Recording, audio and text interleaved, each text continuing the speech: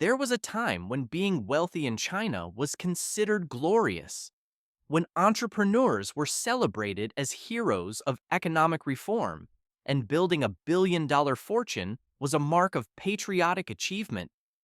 Under Deng Xiaoping's vision of opening up, the message was clear: get rich, and the nation gets richer with you.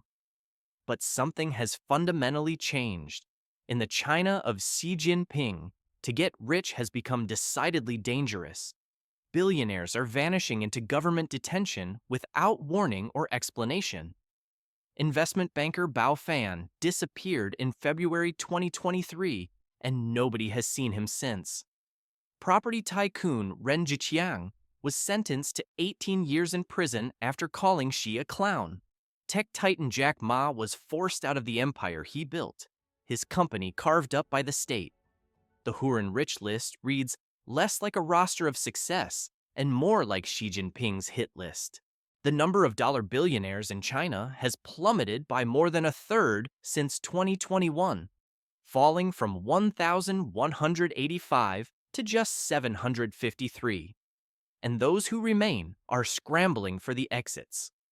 According to Henley and Partners, a record 15,200 Chinese millionaires relocated abroad in 2024 alone, the highest outflow of any nation on Earth.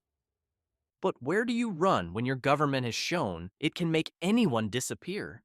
Where do you hide a fortune that could vanish with a single phone call from Beijing? For an elite group of China's wealthiest, the answer has been surprisingly consistent: London. The city that once served as the commercial gateway of the British Empire has become a sanctuary for Chinese wealth seeking escape from Communist Party scrutiny. Over the past decade, Chinese investment in London real estate has exploded by more than 1,500%. Hong Kong and mainland Chinese buyers now account for 20% of all luxury home sales, above £10 million in prime central London. They have purchased skyscrapers that define the city's skyline, trophy mansions that set British price records, and infrastructure that powers a quarter of British homes. Their collective investments exceed £30 billion, making them the largest overseas investor bloc in the United Kingdom. We're counting down the 10 most significant Chinese billionaires who have poured their fortunes into London, revealing the staggering scale of their investments, the colossal empires they built back in China, and the chilling reasons they're desperate to get their wealth out. Stick around to see which tycoon sits at number 1, responsible for the single largest foreign investment in British history. Kicking off our list is a man who promised to build London's third financial district, a self-styled deep-thinking tycoon whose billion-pound vision turned into one of the capital's most spectacular failures. Xu Weiping is the founder and chairman of Advanced Business Park, known as ABP, and in 2013, he convinced Boris Johnson to hand him the keys to 35 acres of prime East London waterfront. The Royal Albert Dock project was announced with enormous fanfare: £1.7 billion, a gleaming Asian business zone that would rival Canary Wharf, tens of thousands of jobs, a beacon for Eastern investors looking west. Johnson called it the transformation of a once maligned part of the capital into a 21st century center of trade and investment. Xu's path to this audacious deal was anything but ordinary. Trained as an engineer in China, he graduated in 1982 as part of the first generation to learn digital automation after the Cultural Revolution. The government selected him for economic research as China transitioned from planned economy to market capitalism. He left civil service in 1989, started a technology business in a rented Beijing office, and claims he made his fortune selling electric fans in winter with a staff of university interns. By 2003, he had founded ABP and begun constructing business parks of staggering scale. His Beijing project in the Fengtai district contains 400 office buildings. Another scheme in Shenyang was designed for 2,000 buildings. He developed close relationships with top officials, reportedly working at the same government agency as Wang Qishan, who would later become one of China's most powerful policymakers. When Xu arrived in London, he was thinking big. He wore Roberto Cavalli shirts and Versace jackets. A Darth Vader mask from a manga exhibition decorated his office. He made wisecracks through his translator and seemed always ready to laugh. But he was deadly serious about his ambitions. The Royal Albert Dock project represented ABP's first venture outside China, a chance to establish a gateway for Asian companies seeking a foothold in Europe. 60% of the first phase was reserved, he claimed, with 2/3 going to British companies and 1/3 to Chinese firms. Then everything fell apart. Brexit uncertainty crushed confidence. The pandemic emptied offices worldwide. Chinese firms that were supposed to fill the gleaming towers never materialized. Construction stalled repeatedly. The Greater London Authority grew increasingly frustrated with missed deadlines and unfulfilled promises. In 2020, Xu made a remarkable admission to The Guardian. "I used to be a billionaire," he said, "but not anymore. The virus is only one of the reasons. Brexit has caused a lot of my UK assets to depreciate. By 2022, the GLA had seen enough. They terminated ABP's contract and took back the site. Today, the Royal Albert Dock stands as a ghost town.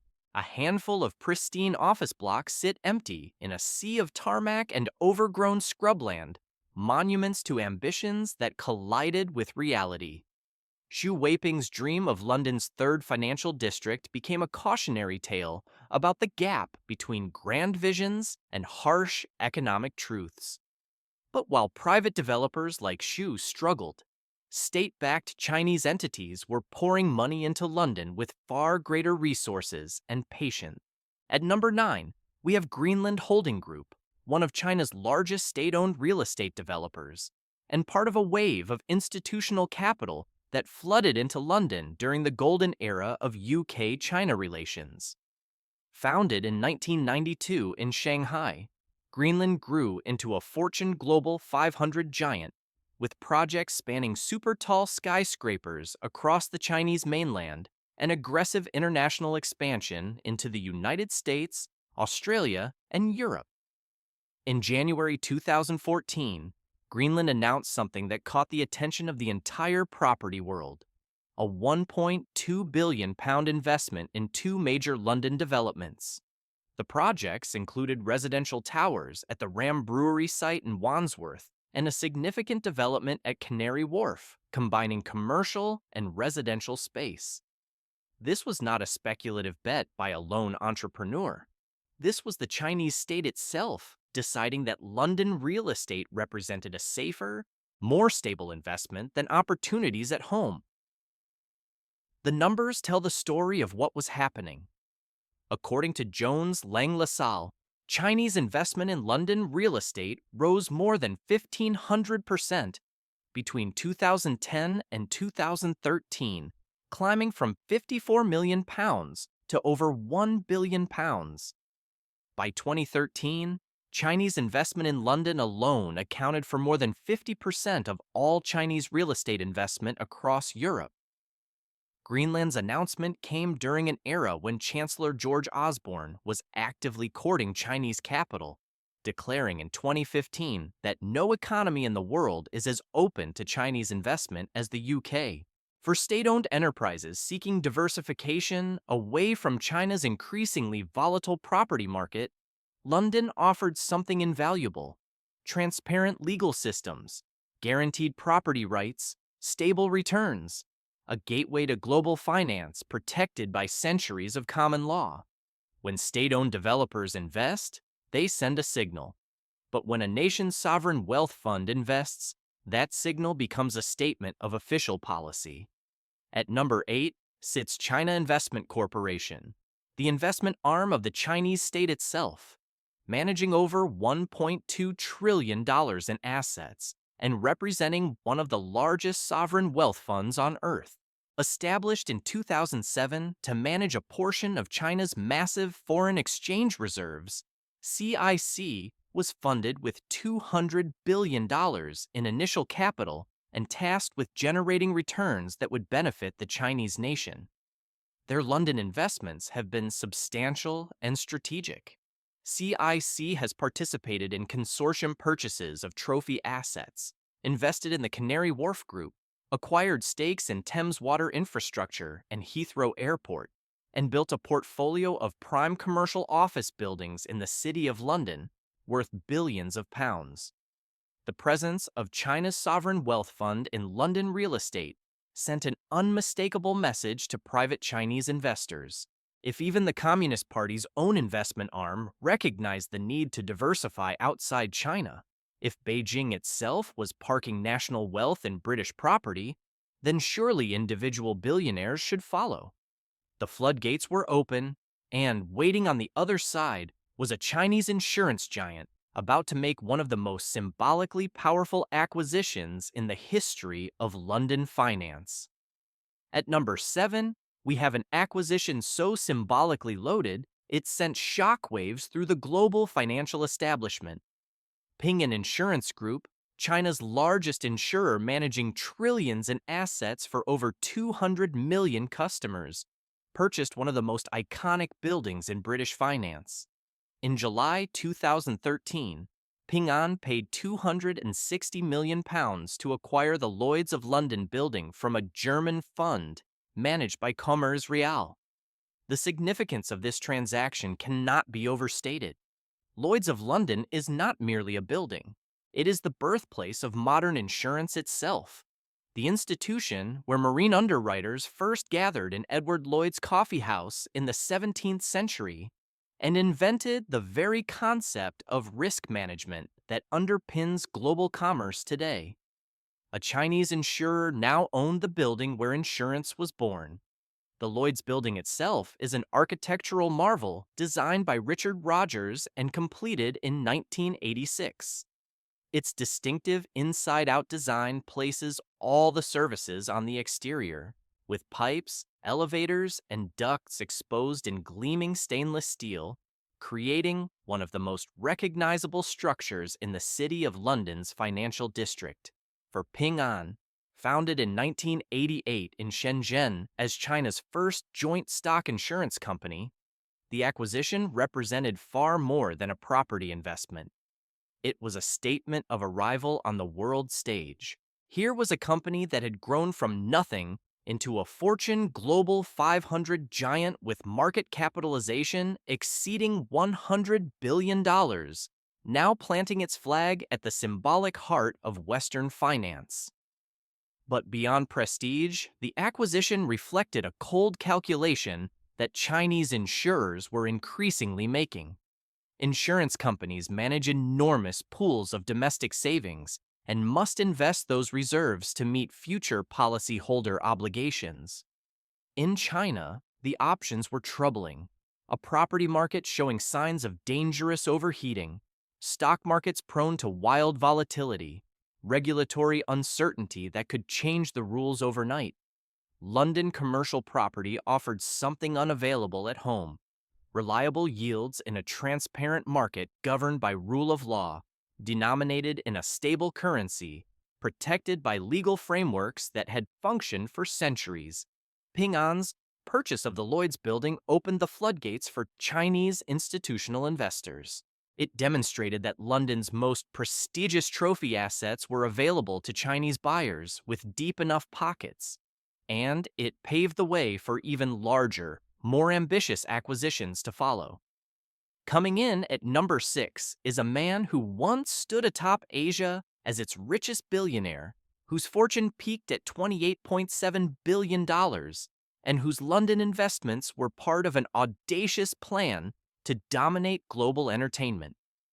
Wang Jianlin is the founder and chairman of Dalian Wanda Group, and his story is the quintessential Chinese rags-to-riches tale transformed into a cautionary lesson about the limits of ambition under Xi Jinping's China.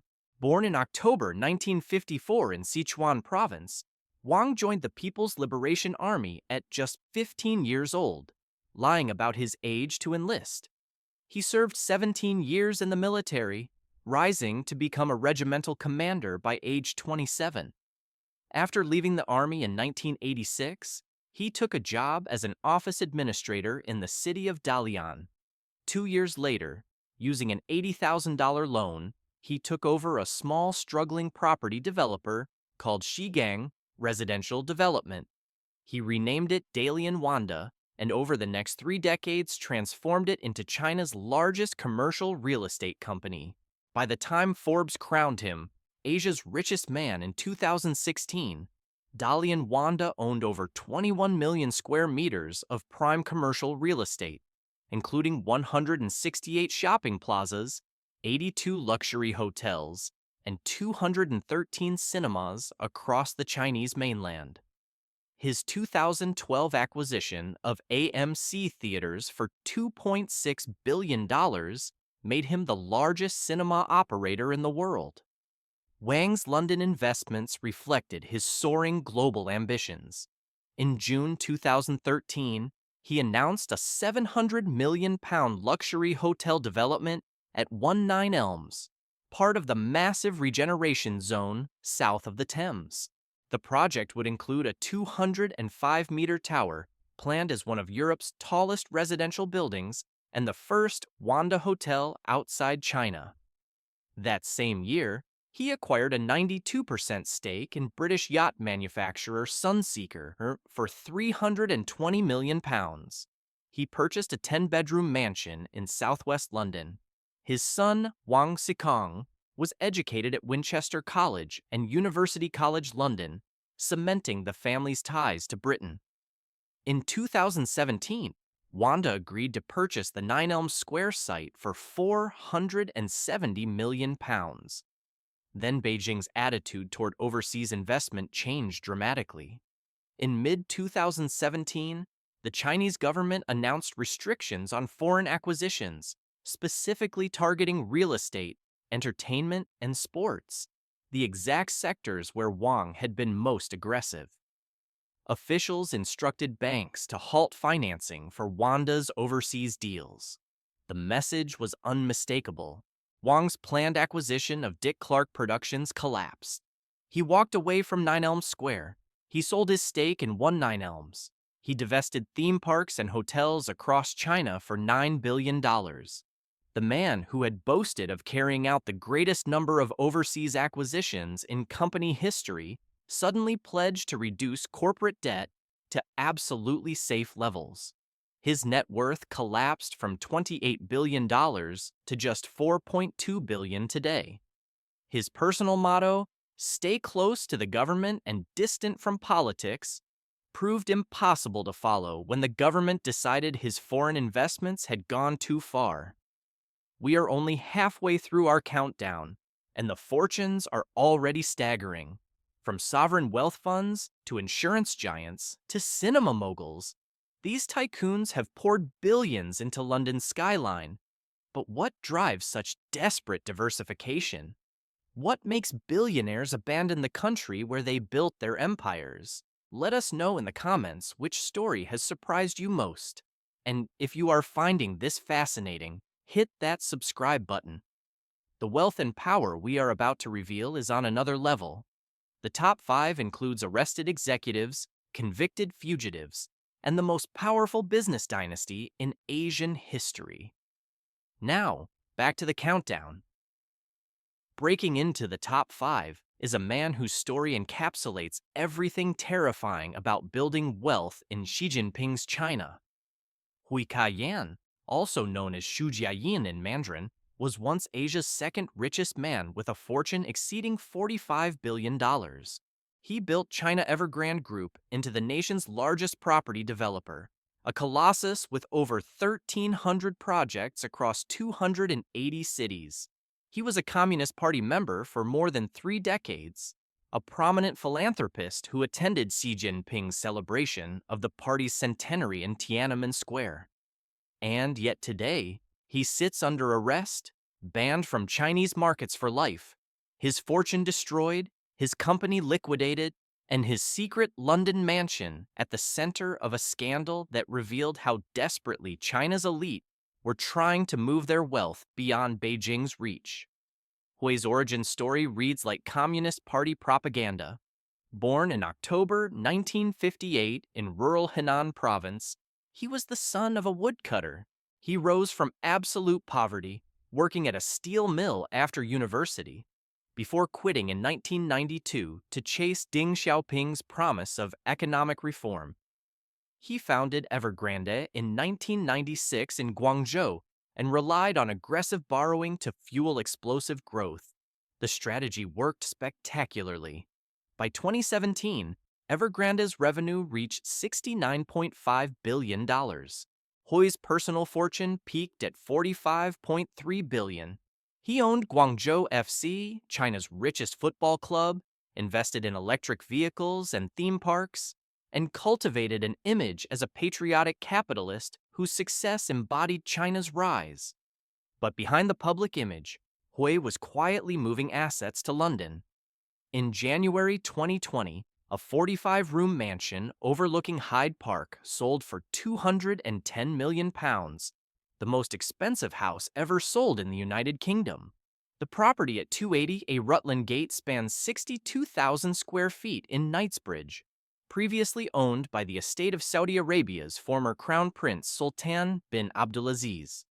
The public face of the acquisition was Chung Chung-kyu, chairman of CC Land and a close business associate of Hui's. But the Financial Times later revealed what 5 people familiar with the transaction confirmed. The mansion's true owner was Hui Ka-yan himself. Chung had fronted the deal to hide Hui's ownership. The timing proved devastating. Within 2 years, Evergrande collapsed under $327 billion in debt, the most indebted property developer in the world. Shares plummeted 99%, wiping out $47 billion in market value. Chinese authorities demanded that Hui use his personal wealth to repay company obligations. Yet even as the empire crumbled, Hui's family continued moving money to London.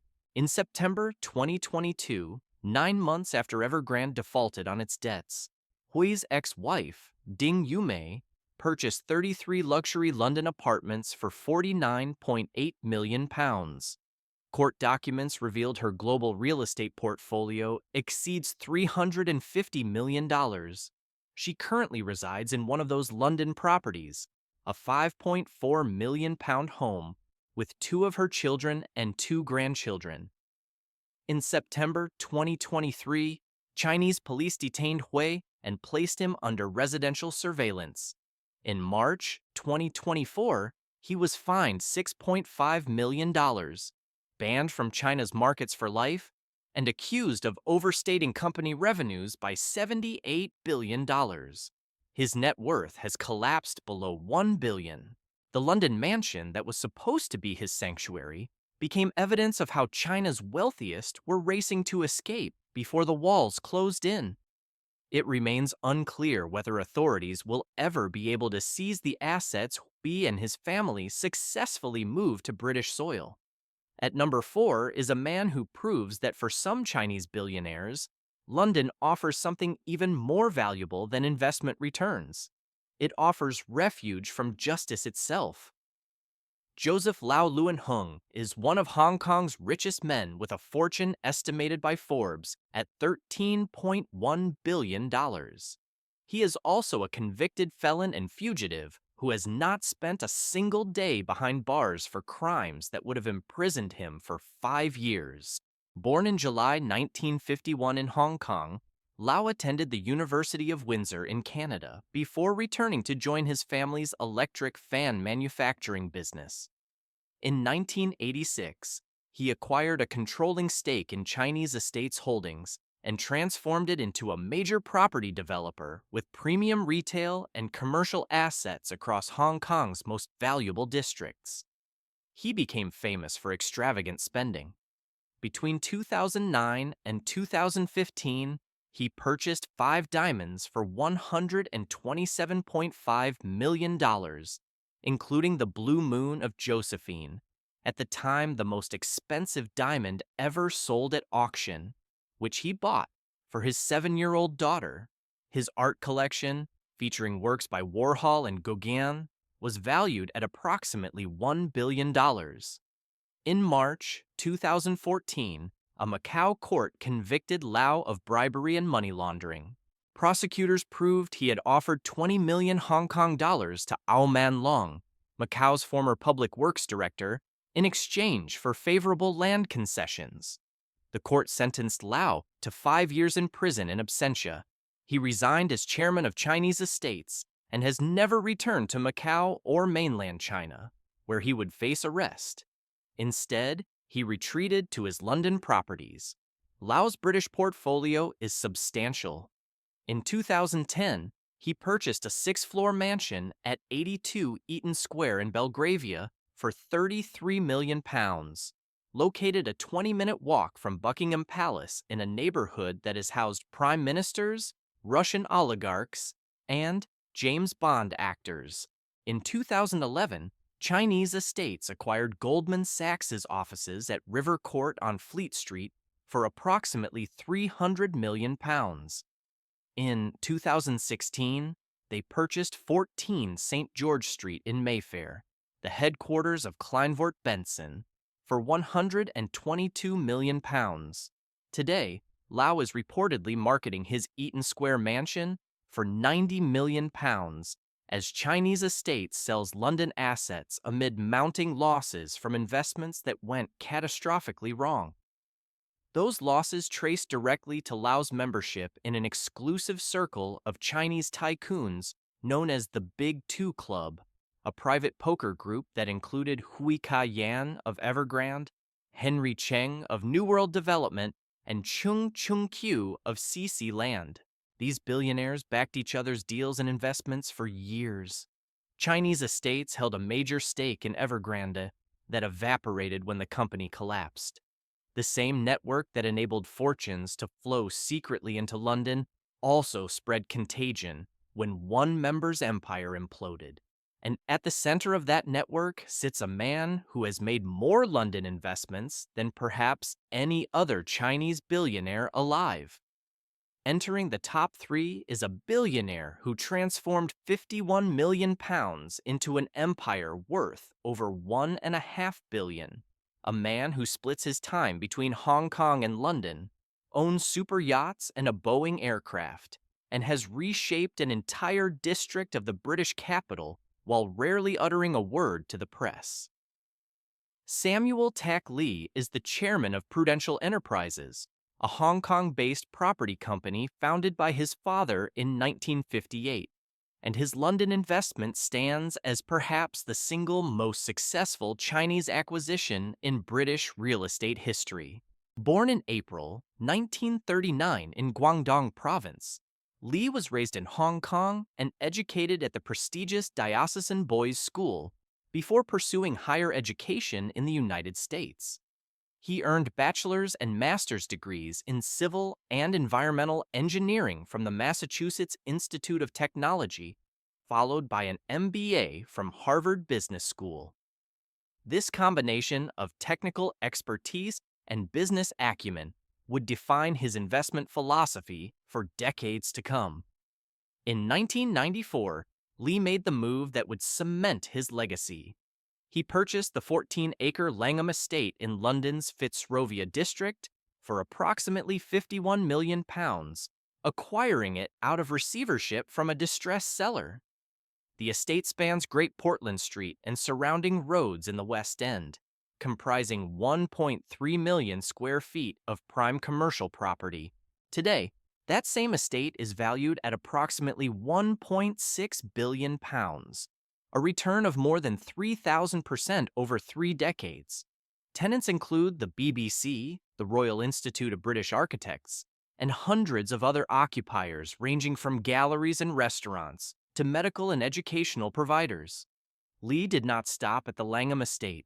He developed the Knightsbridge Apartments near Harrods and built a 26.3% stake in Shaftesbury plc by 2019, making him the largest shareholder in the real estate investment trust that owns properties across Covent Garden, Carnaby Street, and Chinatown.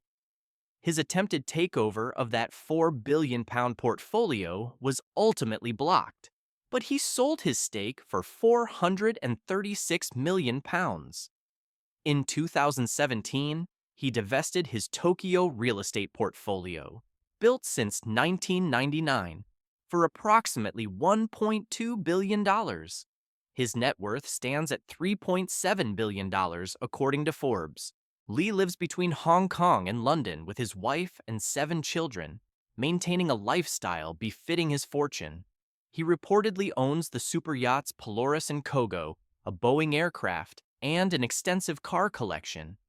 Yet he remains intensely private, rarely speaking publicly about his business dealings. His $118 million donation to MIT in 2015 to establish a real estate entrepreneurship lab focused on China stands as one of the largest single gifts in the university's history. For Samuel Tack Lee, London was never just an investment. It became a second home. Our runner-up is the man at the center of a secretive network that has helped fellow Chinese billionaires hide their wealth in London's most exclusive properties. Chung Chung-kyu is the founder and chairman of CC Land Holdings, a Chongqing-based developer whose pivot from China to London has been nothing short of dramatic. Local Chinese press have nicknamed him Chongqing's Li Ka-shing, a comparison to Asia's most legendary tycoon that speaks to both his real estate prowess and his appetite for British assets. Chung is intensely private, rarely giving interviews, but his London acquisitions speak volumes. In March 2017, his Hong Kong-listed company CC Land purchased 122 Leadenhall Street for £1.15 billion. Known as the cheese grater for its distinctive wedge shape, the 47-story skyscraper is one of the most iconic buildings in the City of London's financial district. It was the largest single property transaction by a Chinese company in British history at the time. Then came the mansion. In January 2020, Chung's private family office agreed to purchase 280 Rutland Gate for between £205 and £210 million, breaking the record for the most expensive house ever sold in the United Kingdom. The 45-room property overlooking Hyde Park had previously belonged to Saudi royalty.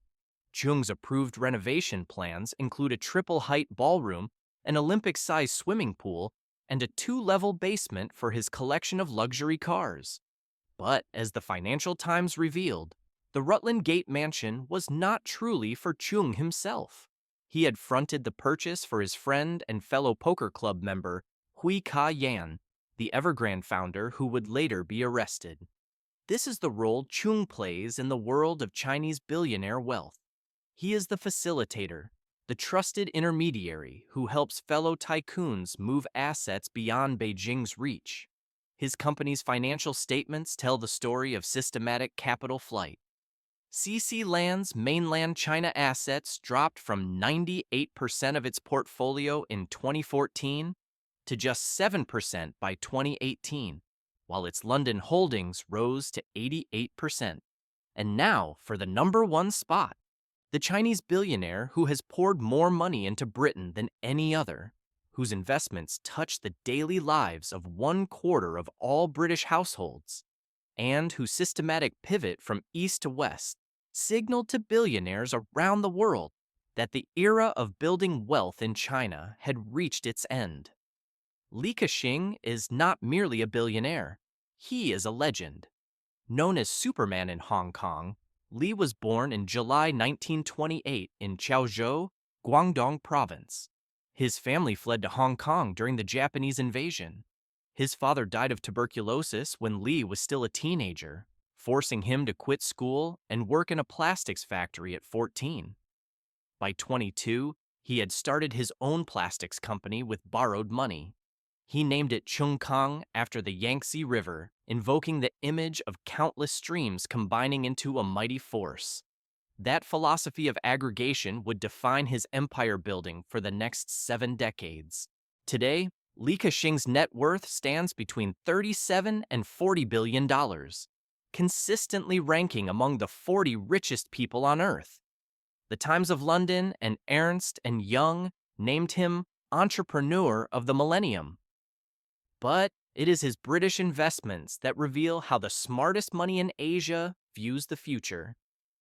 Lee's UK portfolio exceeds £30 billion, making him Britain's largest Asian investor by a vast margin. His companies control approximately 25% of UK gas distribution and 30% of British electricity supply. He owns the port of Felixstowe, Harwich International Port, and Thames Port. His retail empire includes Superdrug and Savers, operating over 15,000 stores through A.S. Watson. His 3UK mobile network serves millions of British customers.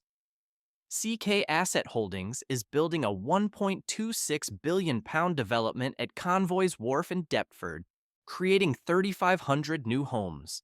He acquired Eversholt Rail for £2.5 billion in 2015. Since 2013, Lee has systematically sold assets in mainland China and Hong Kong while accumulating holdings in Britain, Canada, and Australia. He sold Shanghai's Century Link complex for $2.95 billion. He sold the center in Hong Kong for 40.2 billion Hong Kong dollars, the largest office transaction in Asia-Pacific history. When asked why, his actions spoke clearly. Even the most connected tycoon in Asia, with businesses touching every Chinese household, saw the writing on the wall years before others did. When Li Ka-shing moves his money, billionaires around the world take notice. London has become what Hong Kong once was, the gateway for Chinese capital to the Western world, and Li Ka-shing led the way. So what does all of this tell us? When you look at this collection of 10 billionaires, from state-owned enterprises and sovereign wealth funds to poker-playing tycoons and convicted fugitives, a single, unmistakable pattern emerges. Chinese wealth, at every level of legitimacy and influence, is racing to get out. And London has become the destination of choice. The numbers are staggering. Over £30 billion invested. More than 218,000 properties owned by Chinese and Hong Kong buyers. 20% of ultra-luxury sales. Iconic skyscrapers, aristocratic mansions, vital infrastructure. The British capital has transformed into what some are calling Beijing on Thames. But the reasons behind this flood of capital are even more significant than the money itself. Under Xi Jinping's leadership, China has become an increasingly perilous place to be wealthy. The _zero_ campaign has explicitly targeted excessive wealth. Billionaires have been detained, disappeared, sentenced to years in prison on charges that appear overnight. The Huron rich list has become, as analysts darkly joke, Xi Jinping's hit list. Investment banker Bao Fan vanished in 2023 and hasn't been seen since. Property developer Ren Zhiqiang received 18 years for calling Xi a clown. Even Jack Ma, once the poster child for Chinese entrepreneurship, was forced out of the empire he built. For those who have accumulated great fortunes in China, the message is clear. No amount of success, philanthropy, or party loyalty guarantees safety. London offers something unavailable anywhere in China: centuries of property law that no government official can simply override. A legal system that doesn't answer to party discipline committees. Assets that cannot be seized by a phone call from Beijing. And critically, a destination that Chinese authorities cannot easily reach. For billionaires who have seen colleagues disappear, friends detained, and fortunes erased overnight, these protections are priceless. They're worth more than any return on investment. They're worth £30 billion and counting. The era of Chinese tycoons boldly investing abroad as symbols of national confidence is over. What we're witnessing now is capital flight dressed in silk suits and trophy properties. It's the largest voluntary transfer of private wealth in modern history. From east to west, from uncertainty to stability, from Xi Jinping's China to the old money safety of London's finest postcodes. So after that extensive journey through 10 of the most remarkable stories, of wealth, power, and flight. What did you think of our list? Were you surprised by who ultimately came out on top? Let us know in the comments below. And if you enjoyed this deep dive into the hidden world of Chinese billionaire investment, don't forget to subscribe for more stories about the people reshaping global wealth.